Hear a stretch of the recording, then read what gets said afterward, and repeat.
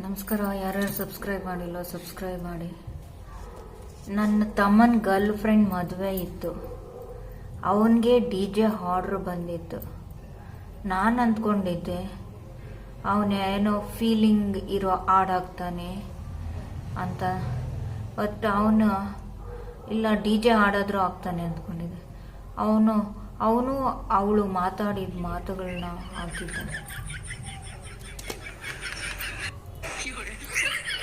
ಹಣ ಐಶ್ವರ್ಯ ಕೊಡ್ಬೋದು, ಆದರೆ ನೆಮ್ಮದಿ ಕೊಡೋದಿಲ್ಲ.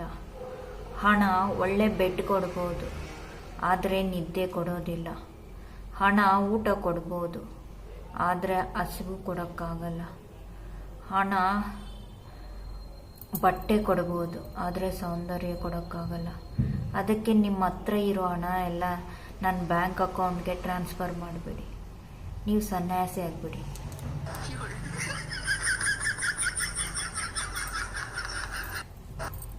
ನನ್ನ ಗಂಡ ಹೇಳಿದ್ರು 7 ಜನ್ಮಕ್ಕೂ ನಿನ್ನ ಹತ್ರನೇ ಇರಬೇಕು ಅಂತ.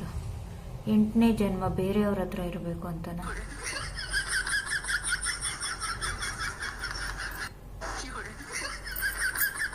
ಸ್ಕೂಟಿ ಹೆಣ್ಮಕ್ಳಿಗೆ ಕಲ್ಸಕ್ಕೆ ಹೋಗ್ಬೇಡಿ. ಮನೆ ಒಳಗಡೆ ಇದ್ರೂ ಗುದ್ದುಬಿಟ್ಟು ಹೋಗ್ತಾರೆ.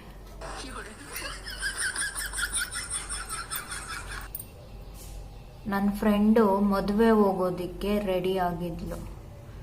ಯಾವಾಗ ಹೋದ್ರೂ ಹೋಗ್ಬಿಟ್ಟು ಬರ್ತೀನಿ ಪಪ್ಪ ಅಂತ ಇದ್ಲು.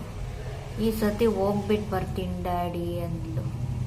ಯಾಕೆ ಅಂತ ಕೇಳಿದ್ರೆ ಲಿಪ್ಸ್ಟಿಕ್ ಮೆಚ್ಕೊಂಡ್ಬಿಡುತ್ತೆ ಅಂತ.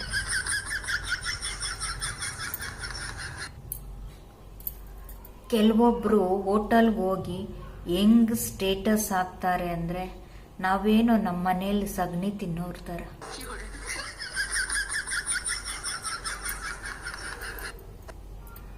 ನಾನು ಇಂಗ್ಲಿಷ್ ಕಲ್ತಿದ್ದೀನಿ, ಹೇಳ್ತೀನಿ ನೋಡಿ. ಇಂಗ್ಲಿಷ್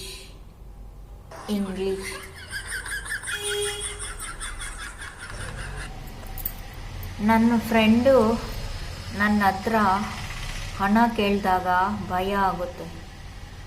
ಕಡಿಮೆ ಹೇಳಿದ್ರೆ ಎಲ್ಲಿ ರೆಸ್ಪೆಕ್ಟ್ ಕೊಡಲ್ವೋ ಅಂತ ಭಯ ಆಗುತ್ತೆ. ಜಾಸ್ತಿ ಹೇಳಿದ್ರೆ ಎಲ್ಲಿ ಸಾಲ ಕೇಳ್ತಾಳೋ ಅಂತ ಭಯ ಆಗುತ್ತೆ.